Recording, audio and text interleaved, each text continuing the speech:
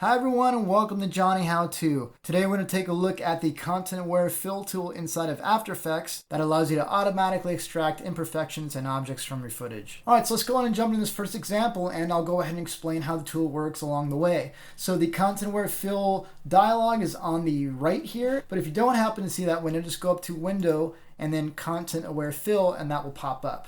The first thing you need to do is create a mask of some sort to tell it what object you want to get rid of. The easiest way to do this is to go ahead and use the pen tool and make sure your footage is selected. And you want to include everything that you want to get rid of, including a little bit of extra space around it. So I don't want to trace perfectly around the shadow and the Westphalia. I'm going to go ahead and include a little bit of extra space. By the way, if you're not seeing your mask, go ahead and select your footage, press M for mask. By default, it's going to be on add, meaning it's only going to keep what's inside of here. We actually want to change this to subtract. And that's how the tool itself is going to work.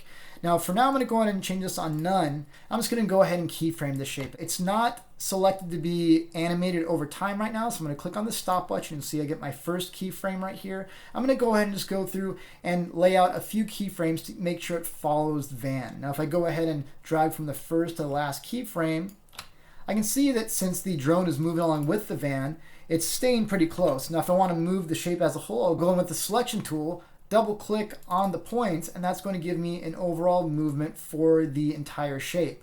I'll go ahead and reposition it, go and press enter, and then I'll go ahead and click off and then click and drag around some of these points to try and refine my area just a little bit. And under my Content Aware Fill tool, it's telling me this is what the fill target is.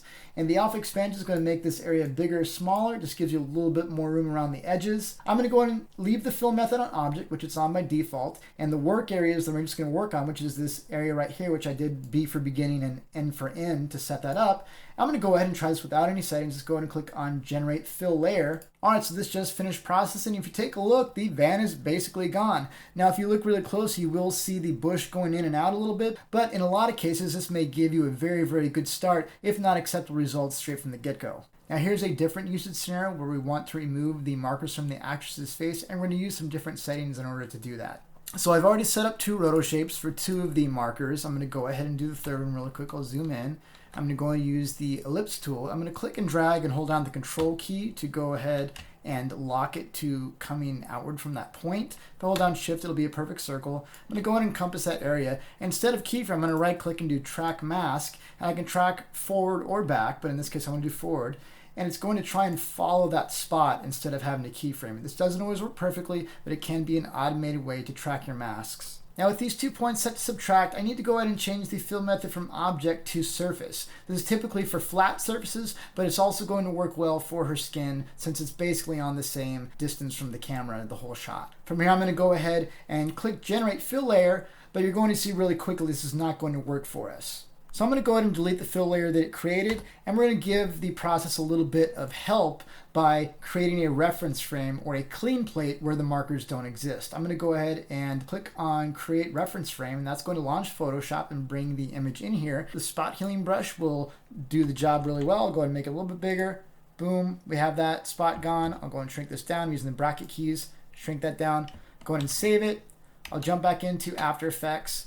And now we can see when I turn on the mask, turn off the mask, that for this particular frame, we have a reference frame down here that was filling in the holes here. Now when we go ahead and click Generate Fill Layer, it's going to use these as a reference to try and create better patches. Alright, so as you can see, the patches are a lot cleaner than they were last time, but at other spots, they don't blend in perfectly. So I could either make more reference frames, or in this case, I think it'd probably work well enough to just drag the fill layer onto the bottom so it's only showing through the spots that's revealed in the mask, and probably just do a little bit of color correction on some spots would get us the rest of the way. So the amount of reference frames you use to help the calculations can significantly impact your results.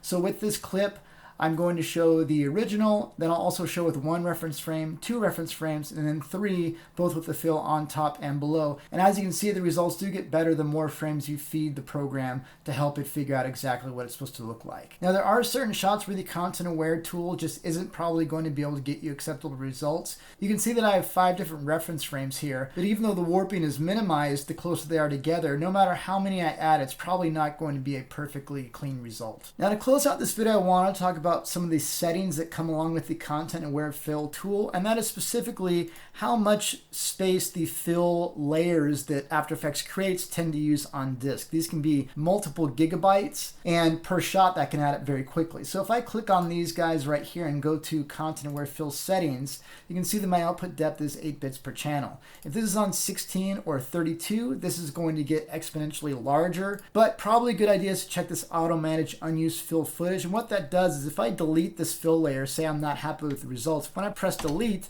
that footage isn't gone off my hard disk. But if I go ahead and save my project, it's going to say, hey, do you want to reclaim the space? This is not a whole lot right now, but I'll go ahead and say delete files, and now I know that's safely deleted and I have that space reclaimed. If I click on this guy and instead do delete unused fill footage, that will do the exact same thing. Thank you everyone for watching, and I will see you on the next Johnny How To.